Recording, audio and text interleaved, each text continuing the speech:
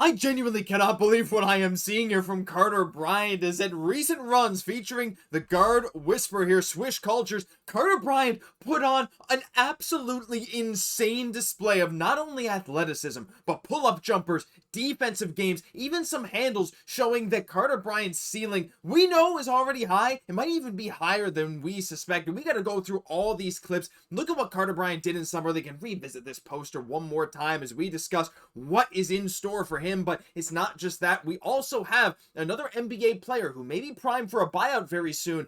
One of the teams listed as a potential suitor, not only potential suitor, but one of the top betting odds is the San Antonio Spurs. And an update on Keldon Johnson. Maybe you saw it, maybe you didn't, but it's pretty interesting. All that coming up on this episode of Spurs Digest. And let's just jump right into the Keldon Johnson news. And yeah, that's right. He's going back to number 3. Why is this important? Well, CP3 is gone. Keldon Johnson decided, hey, I'm taking it back. And I think that's fair. Just wanted to give you guys this update. Maybe you saw it, but I really like this. I like that Keldon's going back to number 3. And not only for this reason, but because for another reason I saw online, if we take a look at potential lineups this season, if you have Wemby at the 5, and you have Dylan Harper and De'Aaron Fox in the backcourt, and then you have Keldon Johnson and Stephon Castle at the 3 and 4 there, well, I guess inversed, you would have player numbers 1, 2, 3, 4, 5, 1 for Wemby, 2 for Harper, 3 for Keldon, and then 4 and 5 for Fox and Castle. Could be interesting. I saw someone post that online. I thought it was fun, but just thought we'd give an update, as I like that he's going back to number 3. Maybe it'll bring him back to that 22 point per game Keldon that we know and love. Maybe not. I mean, we know the future for him is,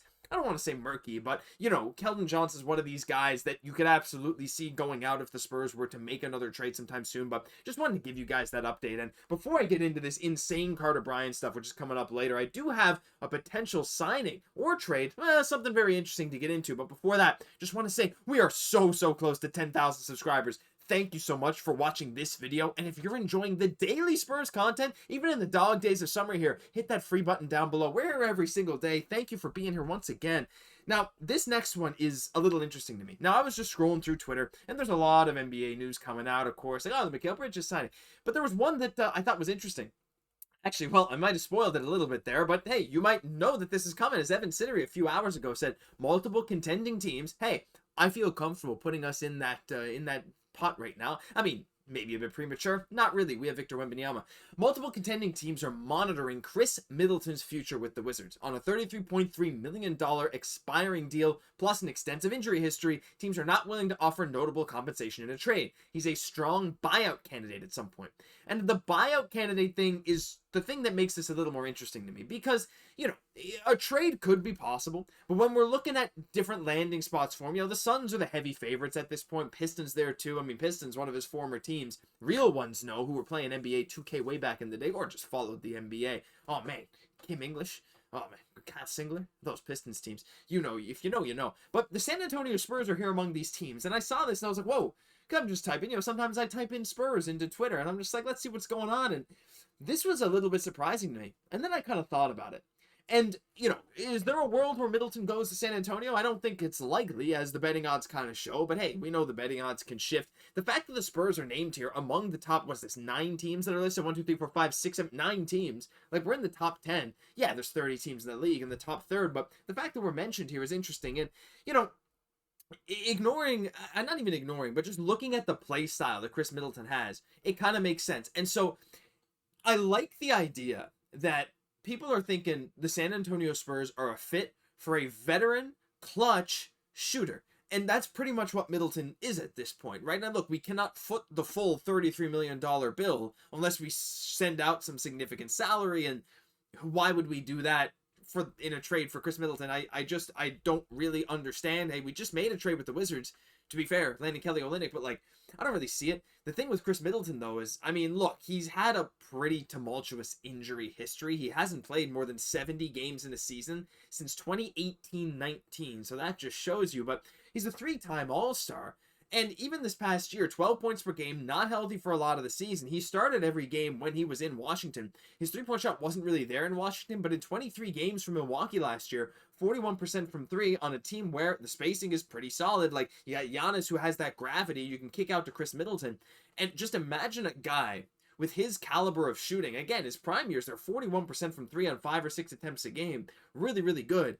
I actually think he would naturally be a great fit in this lineup in a vacuum. The problem here with Khris Middleton is like, this is why I'm just talking about it here. I don't actually see it as realistic. One, because, you know, we'd only be really a candidate if he was bought out and we could use some of our extra little money. I don't even know if that's even really possible, especially since I'm fully convinced we're signing Riley Minix to a two-way, and like, I don't even think it works financially. I'm not even sure how this could work, let alone find him a position in this lineup and an already backed up small forward and shooting guard spot. Like, would he get minutes over Julian Champagnie? Probably, but kind of what's the point? You got Champagnie at $3 million, and like, yeah, maybe Middleton would be less. He's a veteran presence. He's got an NBA championship. He is clutch. He's one of the most clutch players in the last like 20 years in the NBA. But like, I don't really see it happening. But I like the idea. The main point of this is to say, like, you know, a guy like this becomes available.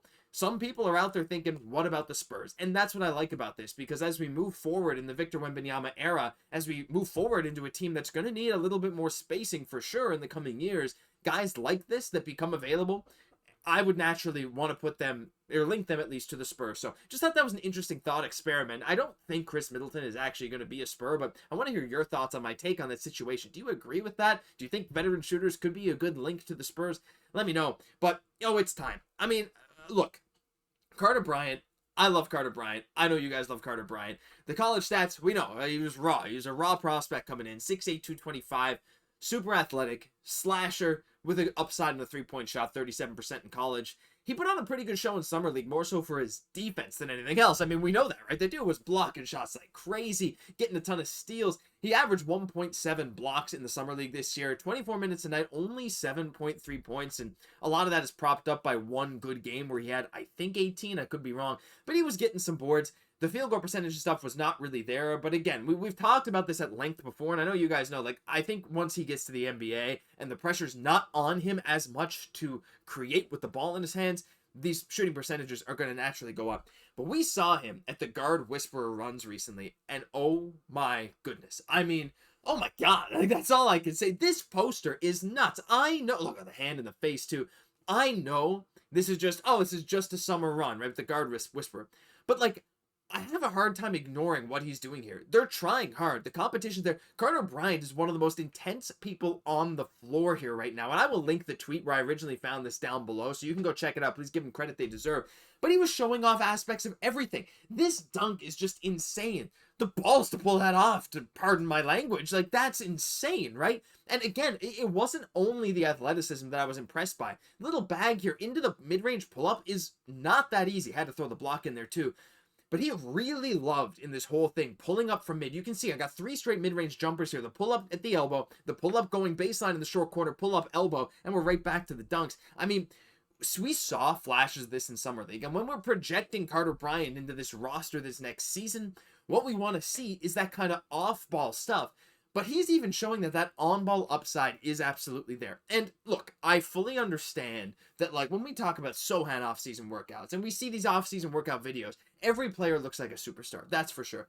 But there's something about this that just, like, made me gasp. It makes a lot of people gasp. Because that kind of athleticism is not just, oh, it's off-season athleticism. You can't say that. Like, this dude is doing some nuts stuff. Yeah, maybe the pull-up mids, whatever. You could have your opinion about that. But I was in awe watching Carter Bryant. And look, we know that, where's the picture? Do I have the picture? No, I don't have the picture. But we know, like, Stephon Castle has worked with the Guard Whisperer before. And to have Carter Bryant at these runs as well with the Guard Whisperer. Now, we don't know if he was actually working with the Guard Whisperer or if he was just at these runs.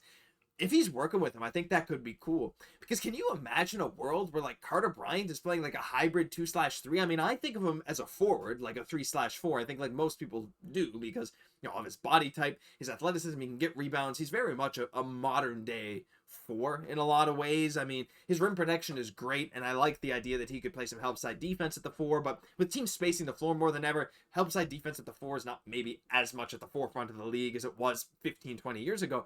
Well, that's a long time ago, but Carter Bryant, with what I'm seeing here, like, I'm running out of words to say, man. Like, just, it's insanely impressive.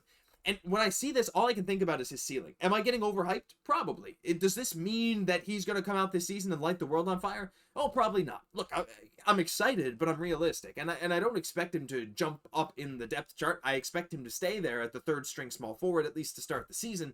But I definitely think that, watching what he's been able to do in these offseason workouts, watching this athleticism, watching this rim protection, watching him work on his on-ball skills to create shots, he's doing everything right. And this is the same guy that said when he signed his rookie scale deal, he's like, honestly, you can pay me $0 and I'd still try to be the best player that there ever was.